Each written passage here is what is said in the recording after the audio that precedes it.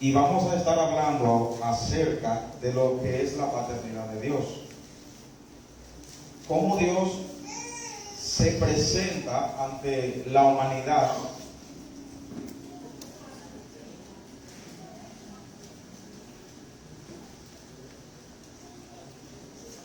y nosotros vemos que cuando hablamos nosotros hemos comentado muchas veces, varias veces este tema en cuanto a lo que tiene que ver la paternidad, pero si el Señor ministraba algo con esto, me ministraba algo, y es que a veces nosotros, o uno de los principales problemas que nosotros vemos hoy en la sociedad, tiene que ver con el asunto de la paternidad.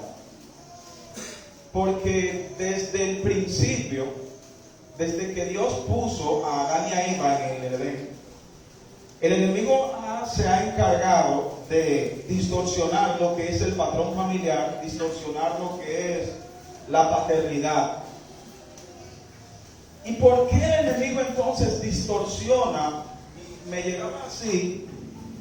¿Por qué el enemigo se encarga de distorsionar el modelo natural en nuestra sociedad de lo que es una familia o de lo que es la paternidad? Porque nosotros entendemos, y se hablaba en días atrás, de que cuando nosotros nos referimos al Padre, y si yo o nosotros o tú le predicas a alguien de que Dios es Padre, que Dios es Padre, y en realidad que lo es, pero si no aclaramos un poco a la persona acerca de las características de Dios como un Padre, entonces la persona puede malentender lo que es un Padre, porque quizás hay diferentes situaciones de la vida. Por ejemplo, si tu padre fue el padre que te cuidó, el padre que estuvo siempre contigo, cuando yo te hable de Dios como tu Padre, tú vas a tener una buena imagen de lo que es ser un padre, de lo que es recibir a Dios como un Padre. Pero si tu cuadro fue diferente y tu padre natural en la tierra no estuvo contigo, murió o te dejó, cualquier cosa que sea, cuando yo vaya y te hable acerca de lo que es, de quién es Dios como Padre, entonces tú te vas a crear una mala imagen de Dios, porque lo que tú entiendes como Padre es aquel que te abandonó, que no estuvo contigo, que no te dio importancia, muchísimas cosas que pueden pasar con el Padre terrenal. De acuerdo a esto, entonces entendemos que el enemigo desde el principio, desde que colocó Dios a Adán y a Eva en el Edén, ha querido distorsionar la imagen de la paternidad por esto. Porque el enemigo sabe que nosotros necesitamos conectarnos o estar conectados con el Padre. Adán estaba directamente conectado con Dios, su creador, pero cuando falla, se distancia o hay una separación entre Dios y el hombre. Hay una separación entre el Padre y el Hijo. Entonces el enemigo sabe que cuando nosotros tenemos una imagen distorsionada del Padre terrenal, es la misma imagen que nos podemos crear acerca del Padre celestial. Él sabe que dañando la imagen del Padre terrenal, va a dañar la imagen en nuestra mente de lo que es un Padre, el Padre celestial. Porque a Él no le interesa, o Él no quiere que nosotros, en nuestra distancia con Dios, nos volvamos a conectar a Dios como un Padre. ¿Qué habla en Juan 3:8? Dice lo siguiente: el viento sopla donde quiere y oye su ruido, su sonido, pero no sabes de dónde viene y a dónde va. Así son los que han nacido del Espíritu. El mismo Señor nos habla que cuando nosotros venimos a Él, nacemos. En días atrás se estaba hablando de que nosotros tenemos un nuevo nacimiento. Cuando recibimos al Señor en nuestro corazón, comenzamos a caminar por su palabra y tenemos un nuevo nacimiento en el Señor. Somos nueva criatura al recibirle a Él, caminar por su palabra. Y estos se convierten entonces en hijos de Dios por haberle recibido. Pero ¿qué pasa con esos hijos de Dios? Que hay un nacimiento que habla en la misma palabra, que nosotros nacemos del agua cuando somos bautizados, y también nacemos del Espíritu cuando recibimos en nosotros el Espíritu Santo de Dios y comenzamos a ser guiados por el Espíritu Santo de Dios. Entonces, ¿qué sucede con algunos creyentes? Que en su buen deseo de buscar a Dios, a veces nos quedamos solamente en el bautismo en las aguas, y puede que nos hace falta el nacer en el Espíritu. Porque tenemos que nacer, el que no naciere de nuevo del agua y del Espíritu, dice que no puede ver el reino de Dios. Por lo tanto, es necesario primero el bautismo, donde físicamente somos sepultados y nacemos de nuevo. Pero luego de eso, tenemos que recibir el Espíritu Santo de Dios para ser guiados por Él. Y es ahí donde nosotros nacemos de nuevo, pero en el Espíritu. El problema de hoy en día de muchos creyentes es que se quedan solamente en el agua y no en el nacimiento, y no pasamos al nacimiento del Espíritu. Entonces nosotros tenemos que en el Señor, después de haber venido a Él, así son los que han nacido del Espíritu. Nosotros tenemos un nuevo nacimiento, porque nuestro espíritu humano comienza a conectarse nuevamente con Dios. Romanos 8:14, usted lo anota, dice: los que son guiados por el Espíritu de Dios, estos son hijos de Dios. Estos son hijos de Dios. Pero usted dirá, bueno, ¿y si yo le recibo a Él, yo no soy hijo de Dios? Claro que sí. Usted le recibe y usted es hijo de Dios. Pero dice que los que son guiados por el Espíritu, estos son hijos de Dios. ¿Qué quiere decir esto? Que a los que Dios le da la capacidad o la libertad de que, o el permiso, vamos a decirlo así, de que caminen guiados por el Espíritu, es aquellos que han sido o que le han recibido a Él, que son hijos de Él. Esos son los que tienen la libertad, el permiso para ser guiados por el Espíritu de Dios. Esos son los hijos de Dios.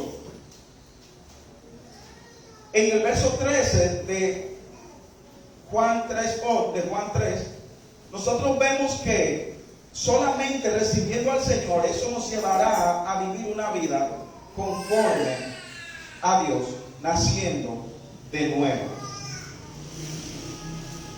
Para que haya un nuevo nacimiento, o para que haya padres, tiene que haber un nacimiento. Y usted lo sabe, padre significa, o padre viene de la palabra pater, que significa aquel que tiene dominio o potestad sobre la familia o sobre los miembros de una familia. Aquel que ha adquirido de una manera adoptiva o natural la potestad de dirigir una familia, de gobernar una familia. Este es padre. Y para esto entonces, o para ser hijo, hay que ser engendrado. De modo que Dios nos está llamando a un nuevo nacimiento, donde en este nuevo nacimiento recibimos un Padre que se llama Dios. Pero como hablábamos al principio, no venimos a presentar un Padre conforme a la imagen del Padre que tenemos en nuestra cabeza. El diseño original del Padre terrenal debería ser como el diseño o como el modelo que es Dios como Padre. Lo que pasa es que en la tierra, en la humanidad, el enemigo ha distorsionado el modelo, el patrón de lo que es ser un padre, y por eso entonces al presentarle a Dios a alguien como padre, podemos no estar aclarándole bien el asunto como es. De modo que el Hijo de Dios es el que es guiado por su Espíritu, y estos son los que tienen este privilegio de ser guiados por el Espíritu de Dios. ¿Qué dice Romanos 12:9? Se lo leo, dice: por otra parte, tuvimos a nuestros padres terrenales que nos disciplinaban y nos veneraban. ¿Por qué no obedeceremos mucho mejor al Padre de los Espíritus y viviremos? Lo que nos está dejando entender que como Dios es Espíritu, nosotros tenemos un nacimiento del agua y del Espíritu. Quiere decir que en la parte que es el Espíritu en nosotros como seres humanos, aquella parte en nosotros, el espíritu humano, como hablábamos en otra ocasión, es el que nos inquieta a buscar a Dios. Ese espíritu humano que tenemos es esa porción de Dios que nos dice: tú estás mal, busca a Dios. Ese es el espíritu que nos dice dentro de nosotros: acércate a Dios, búscalo de Dios, tienes un día tú que buscar a Dios. Y nos hace sentir a nosotros que necesitamos a Dios en verdad, que anhelamos a Dios. Es como esa pequeña porción en nosotros que Dios pone para que sintamos ese deseo de buscarle a Él. Ese es el espíritu humano en nosotros, que cuando nacemos de nuevo se conecta al Espíritu de Dios, y Dios entonces puede guiarnos a través de su Espíritu Santo, pero es por ese espíritu que en un momento estaba desconectado. Por lo tanto, nosotros cuando nacemos de nuevo, Dios se convierte en el Padre nuestro. Por eso dice en los evangelios, en el Padre nuestro, comienza diciendo Padre nuestro, entendiendo que nuestro espíritu tiene un Padre, porque dice ahí que Él es el Padre de los espíritus, y que ¿por qué no obedeceremos mucho mejor al Padre de los espíritus y viviremos? Nos está diciendo entonces algo que habla en Malaquías, y que lo hemos leído otras veces, Malaquías 4:8, acerca de y viviremos, donde Él dice que Él hará volver el corazón de los padres a los hijos y de los hijos a los padres, no sea que venga y hiera la tierra con maldición. Está hablando de muerte, de maldición. Por lo tanto, lo que a nosotros nos llega a dar vida en el Espíritu, una vida activa en Dios, es tener una vida guiada o un nuevo nacimiento en el Espíritu. ¿Qué es lo que pasa entonces? Si tener una vida en el Espíritu o nacer en el Espíritu es lo que me mantiene con vida, ¿por qué es que muchos creyentes a veces mueren en el proceso? Porque si necesitamos del Espíritu para tener vida y no muerte, entonces quiere decir que yo en el proceso, luego de haber sido bautizado en las aguas, aún teniendo un nuevo nacimiento en el Espíritu, puedo descuidar el Espíritu, y entonces comienza la mortandad en mi vida. La mortandad de un creyente comienza cuando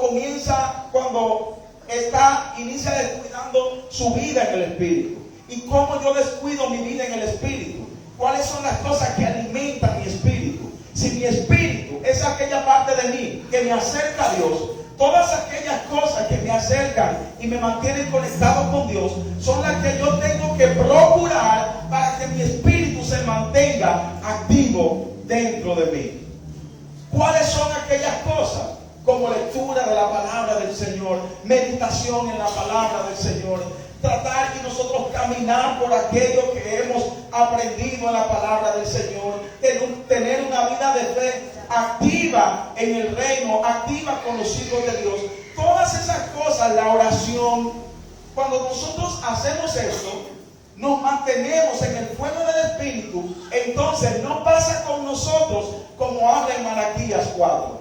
Y no pasa con nosotros como habla en Hebreos 12:9. Y viviremos. Para tener la vida en Dios es necesario, no es solamente venir a la iglesia. Déjame decirte hoy, para que entendamos, que lo que a nosotros nos va a mantener con vida dentro del camino no es solamente venir a las reuniones, no es solamente venir y sentarnos a escuchar un sermón domingos y jueves. Eso es parte de la vida que tiene que tener un creyente como hijo de Dios. Lo que a nosotros va a hacer que nos mantengamos con vida en el camino del Señor, ¿tú sabes qué es? Tener una vida conectada con el Padre a través de nuestro espíritu. De nada me sirve a mí venir un domingo y sentarme ahí, y lo tenemos que hacer, y que toda mi vida durante toda la semana se convierta en una vida contraria a la que está sentada ahí hoy domingo. Cuando es así, mi vida no está siendo alimentada en el Espíritu. Por eso es que muchos creyentes a veces fracasan.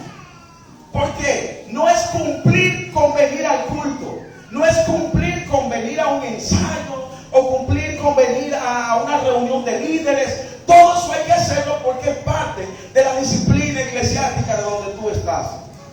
Pero déjame decirte que una persona, ojo con lo que te voy a decir, aún haciendo estas disciplinas, puede tener una mortandad espiritual, porque lo que va a determinar la vida en el espíritu no es que asistamos a todas esas cosas, y hay que hacerlo para que usted no me malinterprete. Pero lo que va a determinar mi conexión con el Señor no es que me digan que venga a un taller los martes, no es que me digan que venga a un culto un domingo o que venga un jueves, y todo eso lo hacemos para alimentar nuestro espíritu. Pero lo que va a determinar mi permanencia en el Señor no es solamente eso. Lo que determina mi permanencia en el Señor es vivir una vida 24/7 conectado con el Señor todos los días de la semana. Eso es lo que va a hacer que yo tenga una vida en el Espíritu. Por lo tanto, el venir y sentarme aquí, eso es bueno y hay que hacerlo siempre. Pero si yo vengo y me siento aquí y no tengo una comunión personal con el Señor, en mi casa, donde yo estoy, dentro de mí, entonces no voy a tener una vida, un espíritu vivo dentro de mí, activo dentro de mí. Eso es lo que va a provocar el nuevo nacimiento en el espíritu. Este espíritu en nosotros nos conecta a nuestro Padre. Dios entonces nos da padres terrenales, como veíamos en ese verso, que honramos, que cuidaron de nosotros probablemente, o puso a alguien como padre, que cuidaron de nosotros. Y a ellos entonces los vemos como padres.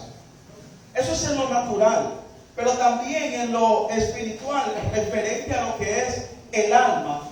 También nosotros tenemos padres que son nuestros pastores. Cuando nosotros recibimos a un padre, aquel que tiene autoridad en nosotros, aquel que, vamos a decir, nos guía, nos dirige o dirige nuestra alma, las emociones que hay en nosotros, todas esas cosas, y conoce nuestra alma, nadie más la va a conocer que tu pastor. Muchas veces ni siquiera, y no malinterprete lo que digo, pero muchas veces ni siquiera nuestros padres naturales van a conocer nuestra alma tanto como la puede conocer un pastor. ¿Qué día? Porque es que el pastor fue llamado para eso, para conocer el alma de la gente. Él puede conocerte a ti muchas cosas, pero el alma, lo que tiene que ver con tus emociones, tus sentimientos, tus pensamientos, todas esas cosas que tienen que ver con el alma, quien la conoce es el Padre de tu alma, que es a quien Dios puso aquí. Dice entonces que Dios es el Padre de los espíritus, mi Padre espiritual. El Padre entonces, la fe que se aloja en nuestra alma, nosotros recibimos la paternidad de nuestros pastores, y es esa paternidad alojada en nuestra alma, porque nos están dirigiendo, nos están guiando, se convierten en nuestros padres en la fe. Y como el enemigo sabe que le funcionó en un principio distorsionar la imagen del Padre o separar al Padre del Hijo, y como habla en Malaquías, él hará volver el corazón del Padre al Hijo. ¿Tú sabías que muchas veces él sigue intentando lo mismo hoy en día? Él no quiere que nosotros tengamos, primeramente, una comunión con Dios como nuestro Padre. Y segundo, Él no quiere que tú tengas una comunión con el Padre de tu alma, que es el pastor. No escuché un amén, pero eso es así. Porque Él trata de distorsionar todo lo que nosotros, o de interrumpir todo lo que a nosotros nos puede acercar a Dios. A ti te invitan para la iglesia y algo se... Busca que el día que usted viene para acá, el día que más cosas se le presentan, interrupciones para acercarse a su Padre celestial. Usted dice, este día voy a cogerlo para ayunar y meterme con Dios. Olvídese que algo se le va a presentar para que usted no haga eso. Y mira, hoy va para la iglesia. Y el día que usted decide ir con más santidad, de vestido de más santidad a la iglesia, es el día que más pruebas se le van a presentar. Es el día que más paseo lo van a invitar, el que más cosas se le van a presentar en el camino. Porque hay un trabajo que se está haciendo y es en contra de que tengamos una comunión con el Padre de los espíritus, que es Dios, el Padre de nuestro espíritu. Pero el enemigo también se encarga de algo y que no podemos alegar nosotros ignorancia, y es que se encarga de distanciarnos de nuestro Padre del alma. Él sabe que con Dios como nuestro Padre estamos conectados a Dios, caminando por el Espíritu, guiados por el Espíritu de Dios, y trata de distanciarnos. Pero entonces viene y trata de distanciarnos de nuestros padres del alma, porque Él sabe que un alma sana va a dar mucho fruto, que un alma sana se va a dejar guiar por el Espíritu de Dios. Y como el enemigo sabe eso, va a provocar muchas veces esta barrera y esta distancia en nuestros padres. Y le voy a decir esto para que usted medite, siempre lo recargo en el templo Perla.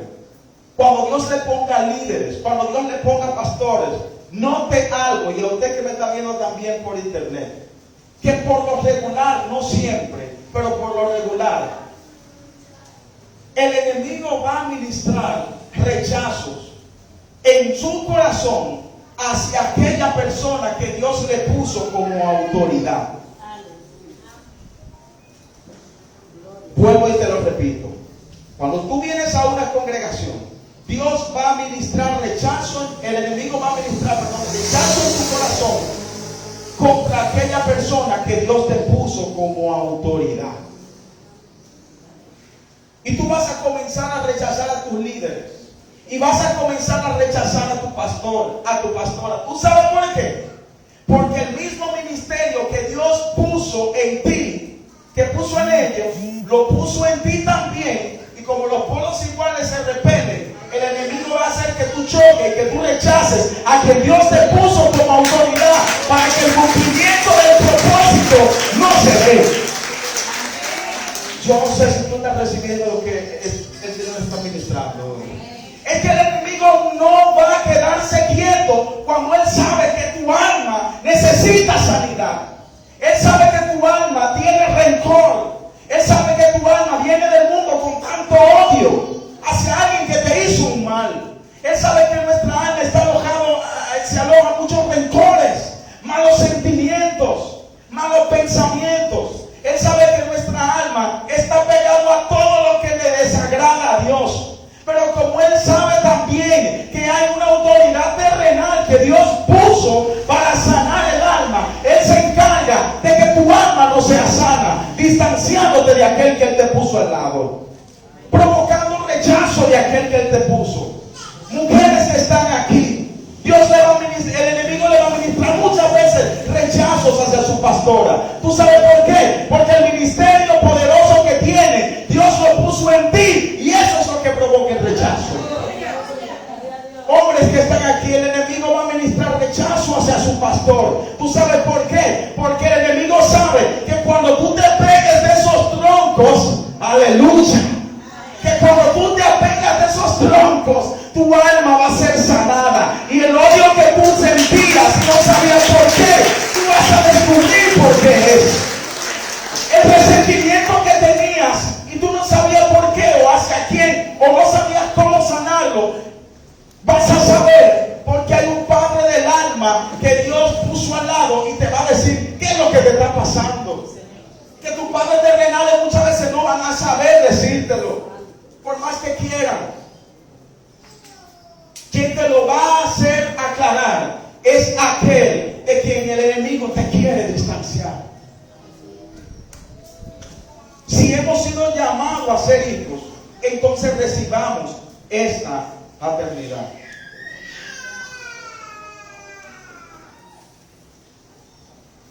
De modo que nosotros, como hijos de Dios, a nosotros Dios nos escucha. Si usted lleva apunte en 1 de Juan 5, 14 y 15, habla de que Dios nos escucha como sus hijos. Y esta es la confianza que tenemos en Él, que si pedimos alguna cosa conforme a su voluntad, Él nos oye. Y si sabemos que Él nos oye en cualquier cosa que le pedimos, sabemos que tenemos las peticiones que le hayamos hecho. De modo que nosotros cuando oramos a Dios y si recibimos la paternidad, Dios a nosotros nos va a escuchar en cada cosa que le pidamos y que sea conforme a su voluntad. Segundo punto, y es que Dios disciplina a sus hijos. Cuando nosotros hablamos de disciplina, estamos hablando de reprensión, de instrucción, de enseñanza, de castigo o consejo. Proverbios 13:12 dice: porque Jehová corrige al que ama, como el padre al hijo a quien quiere. Y lo confirma en el nuevo pacto, Hebreos 12:6, dice: porque el Señor al que ama disciplina y azota a todo aquel que recibe como hijo. De modo que todo el que viene al camino del Señor en un momento se va a ver en estas situaciones. Yo no sé por qué situación tú puedes estar pasando ahora, de azote, de castigo, de disciplina. Y yo no estoy hablando de la que se te impone la iglesia. Yo estoy hablando de la disciplina de Dios. Porque tú sabes que la disciplina del líder o la disciplina de tus pastores es más suave que la misma disciplina de Dios. Yo prefiero que sea Dios que me discipline. Miren, yo prefiero que me discipline los terrenales, por decirlo así. Es que nosotros debemos de entender que todos cuando venimos al Señor recibimos disciplina. ¿Cuál es esa disciplina que recibimos? ¿Cuál es esa enseñanza? Todo proceso que pasa un creyente, donde se encuentra en un momento de aflicción, en un momento de tristeza, en un momento de enfermedad, que le provoque todo esto, aflicciones, tristeza. Todos esos son procesos donde Dios está enseñándonos como sus hijos, disciplinándonos a nosotros como sus hijos. Todo aquel que viene al camino del Señor recibe castigo, recibe reprensión. Por eso la palabra muchas veces nos va a redarguir. Y eso fue para mí. Y eso es a mí que me están diciendo. Y eso es por eso. Porque la palabra nos redarguye. Porque Dios nos ha recibido como hijos. Y esa palabra nos está corrigiendo. Pero me gusta mucho una palabra que aparece aquí. Que dice que Él azota a todo el que recibe como hijo. Cuando se escribió eso, el azote hebreo era con unos látigos. Y que al final de esos látigos había, ¿qué cosa usted sabe? 7 puntas de bronce. Como le hicieron a Jesús. Y cuando se lo enterraban en la carne a Cristo, a Jesús, venía quizás ese pedazo de carne para atrás. Por eso Él dice que se volvió una sola llaga. Porque no fue una soguita dándole. Era el látigo romano que era así para castigo. Y aquí dice que Él azota a todo aquel que recibe como hijo. De modo que Cristo recibió azotes por ti y por mí. ¿Por qué? Por ser el Hijo de Dios. La principal muestra de lo que es ser un hijo que recibió todas las consecuencias por ser hijo fue Cristo. Que aún los azotes lo recibió por el hecho de ser hijo. Porque Él azota a todo aquel que recibe como hijo. Yo no sé por qué azote, dile al que está a tu lado, yo no sé por qué azote te está pasando. ¿Qué es lo que te está azotando? Dile, pregúntale. Pero no se lo diga con esa cara de aflicción. ¿Qué es lo que nos está azotando? Gloria a Dios.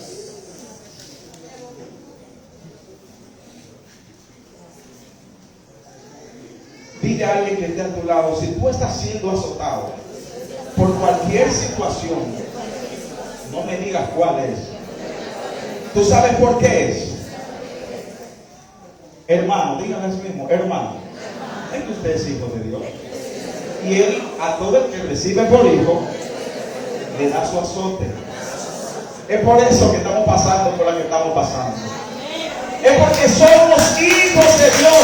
Si tú no quieres pasar por ahí, entonces olvidemos de ser hijos. Es porque somos hijos de Dios que pasamos por ese tipo de situaciones. Es siendo azotado que te dice que ya yo no aguanto más. ¿Qué es lo que está pasando? Es que no necesito más, Señor, ¿hasta cuándo? Es porque somos hijos de Dios. Él disciplina a todo el que recibe por hijo. Y vimos ahí que Dios, cuando nos convertimos en sus hijos, primero, Él escucha a sus hijos. ¿Qué peticiones Dios le hemos hecho a Dios que sentimos a veces como que Él no nos oye, como que Él no nos está escuchando? Él escucha a sus hijos. Una cosa es que Él me escuche, y otra cosa, me oye, y otra cosa es que Él me responda cuando me estás, después que me escuche. Repito, una cosa es que yo te escuche, y otra cosa es que te responda. Dios probablemente esté escuchando todas tus oraciones, probablemente no. Él dice que te está escuchando. Lo que pasa es que no nos ha respondido muchas de las cosas que Él ya ha escuchado, pero de que las oye, las oye. Por lo tanto, nosotros tenemos que entender que Dios a sus hijos los oye, que Dios a sus hijos los disciplina. Y tercero, dice que Dios a sus hijos da la gracia. Aleluya. ¿Y qué es esa gracia? La gracia de Dios es el amor de Dios manifiesto aquí en la tierra. Por eso dice Hebreos 4:16. Leemos, dice: acerquémonos pues confiadamente al trono de la gracia para alcanzar misericordia y hallar gracia para el oportuno socorro. Lo primero que nos está diciendo es que nos acerquemos. ¿A dónde? Al trono de la gracia. ¿Cuál es ese trono de gracia? Cristo. Donde está Cristo, donde está su amor. Lo que significa que si allí nos acercamos confiados y es en el trono de la gracia, en el trono del amor de Dios, allí nosotros hallaremos ese oportuno socorro. Dios es amor y esa es su esencia. Él no tiene amor, Él es amor. Él no recibe amor Él es amor. Amén. Y entonces nosotros, dice la palabra, que podemos amarle a Él porque Él nos amó a nosotros primero. No fue que nosotros dijimos: Dios, si tú mandas a tu hijo, le vamos a amar. No, al revés. Él mandó a su hijo y nos amó, y entonces nosotros le amamos a Él. Lo que nos enseña a nosotros que cuando nos acercamos confiadamente a este trono de gracia, este amor de Dios que ha sido derramado en cada uno de nuestros corazones, trae todo lo que es el fruto del Espíritu. El jueves veíamos en el templo Perla cómo el fruto del Espíritu es uno solo. Porque en el momento que esto se traduce, según dicen, al idioma que se tradujo, no existían los dos puntos, y por lo tanto, por lo que se puso luego del amor, una coma. Y por eso dice que el fruto del Espíritu es amor, gozo, paz, paciencia, benignidad, bondad, mansedumbre, templanza. Y que después dice que contra tales cosas no hay ley, y continúa hablando acerca de lo que es la preeminencia del amor. Pero cuando vemos la originalidad escrita de este verso, dice que el amor, dos puntos, y luego menciona todo lo que engloba el amor. Los puntos dos se utilizan para definir cosas. Por lo tanto, está definiendo el amor como ¿qué? Como gozo, paz, paciencia, benignidad y todo lo que dice ahí. Por eso dice que el fruto del Espíritu es amor. Y cuando tenemos entonces el amor de Dios que ha sido derramado en nuestros corazones, vamos a tener gozo, paz, paciencia, benignidad, bondad, templanza. Nada de eso te va a hacer falta cuando tenemos el amor de Dios impregnado en nosotros. Y tener el amor recibir al Señor en nuestros corazones. En esto radica el amor, de que Dios está en nosotros, el Señor está en nosotros, y ahí entonces entendemos que como Él es amor, su esencia es amor, Él no nos ama por cosas que nosotros hayamos hecho. Él no nos ama por sacrificios que hagamos. Dios no te va a amar más porque tú ayunes más. Dios no te va a amar porque tú vengas más a la iglesia. Dios no te va a amar porque tú hagas más bien al otro. Y todas esas son cosas que tenemos que hacerlas, pero no para que Dios nos ame más.